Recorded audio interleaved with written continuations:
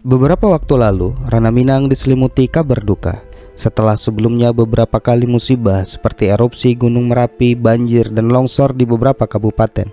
Terakhir yang paling parah pada Sabtu malam 11 Mei 2024 terjadi banjir bandang lahar dingin yang membawa bebatuan dan material besar setelah Sumbar terus diguyur hujan besar yang terjadi di beberapa titik kabupaten tanah datar, Batu Sangkar, dan wilayah sekitar Gunung Merapi serta Kabupaten Agam. Setelah 1 bulan berlalu, bencana tersebut masih menyisakan dampak yang begitu besar, seperti akses jalan antar Sumatera yang masih belum bisa dilalui oleh masyarakat. Masyarakat terpaksa memilih jalan alternatif meski terjebak macet yang teramat parah akibat jalan yang tidak memadai seperti di Padang Lua, Bukit Tinggi. Belum lagi dampak lain seperti korban jiwa, psikis, tempat tinggal, dan sebagainya.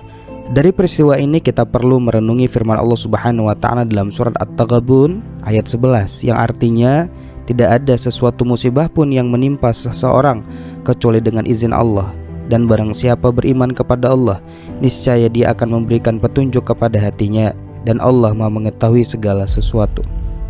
Sebagai seorang muslim yang beriman kepada Allah Subhanahu wa taala, tentu kita meyakini bahwa musibah ini adalah datangnya dari Allah Rabbul Alamin.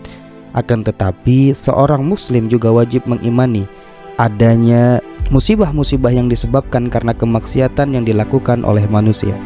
Oleh karena itu, dari ayat di atas kita perlu untuk betul-betul mengevaluasi diri, masyarakat, serta setiap pemilik otoritas yang diamanahkan untuk mengurusi urusan masyarakat Minang ini.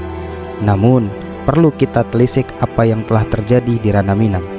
Data yang dirilis oleh Kementerian Kesehatan Republik Indonesia pada tahun 2023, Sumbar di posisi kelima dengan jumlah LGBT terbanyak. Terdapat kurang lebih 18.000 orang yang tercatat sebagai LGBT. Sementara itu terkait dengan narkotika, Kepolisian Daerah atau Polda Sumatera Barat mencatat kasus penyalahgunaan narkoba yang berhasil diungkap pada tahun 2022 mengalami kenaikan dibanding pada tahun sebelumnya. Sepanjang tahun 2022, pihaknya telah mendapatkan 1.151 kasus penyalahgunaan narkoba dan ada 1.518 tersangka yang ditangkap. Sementara pada tahun 2021 pihaknya mengungkap 1.044 kasus dan menangkap 1.444 tersangka. Selain itu, jumlah warga miskin ekstrim di Sumatera Barat tercatat 23.253 jiwa. Kemiskinan ekstrim adalah kondisi ketidakmampuan masyarakat dalam memenuhi kebutuhan dasar, yaitu makanan, air bersih, sanitasi layak, kesehatan, tempat tinggal, pendidikan, dan akses informasi terhadap pendapatan dan layanan sosial. Belum lagi untuk diketahui angka pengangguran di Sumatera Barat masuk dalam peringkat 8 tertinggi nasional dengan angka 5,94%.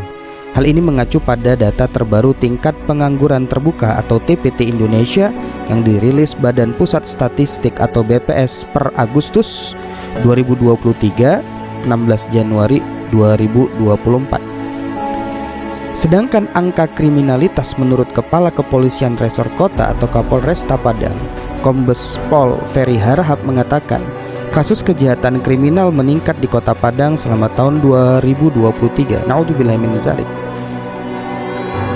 Ada apa dengan Ranah Minang yang memiliki falsafah adat bersandikan syarak, syara bersandi kitabullah, syarak mengatur adat memakai?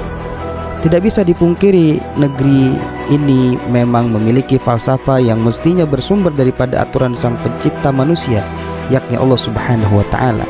Berarti semestinya juga aturan-aturan yang dipahami dan diterapkan oleh individu, masyarakat termasuk pengurus kepentingan masyarakat, juga aturan sang pencipta manusia.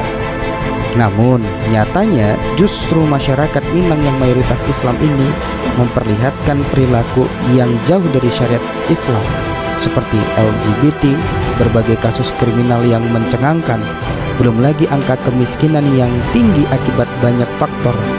Dan faktor terbesar ada pada tanggung jawab pemimpin yang di dalamnya menjamin kebutuhan pokok masyarakat agar terhindar dari kemiskinan.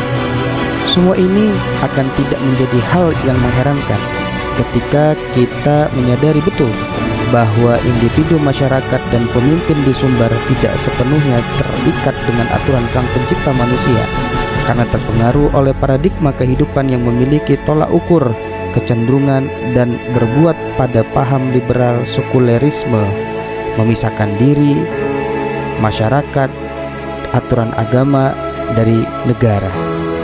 Maka sudah semestinya kita menyadari betul bahwa kita adalah seorang muslim yang mengimani Allah sebagai pencipta, juga mesti mengimani Allah sebagai pengatur kehidupan manusia dengan syariat yang sempurna dan lengkap.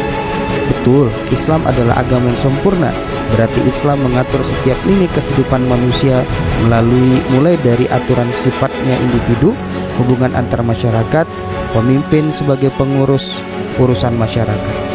Maka jika semua ini tidak dipahami dan diterapkan, wajar Allah beri kita peringatan atas kelalaian dan kemaksiatan kita akan aturan Sang Pencipta manusia. Sebagaimana Allah Subhanahu wa Ta'ala berfirman, yang artinya tidak ada suatu negeri pun yang durhaka penduduknya, melainkan kami membinasakan sebelum hari kiamat, atau kami azab penduduknya dengan azab yang keras. Yang demikian itu telah tertulis dalam kitab Lauhul Mahfuz. Al-Isra ayat 58.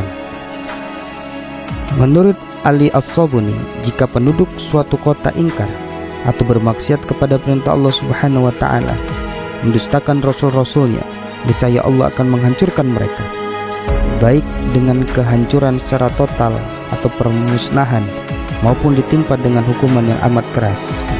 Sesungguhnya musibah maupun azab yang ditimpakan oleh Allah Subhanahu wa Ta'ala kepada manusia ditujukan agar mereka kembali mentauhidkan Allah Subhanahu wa Ta'ala dan menjalankan seluruh syariatnya dalam kehidupan bernegara dan bermasyarakat.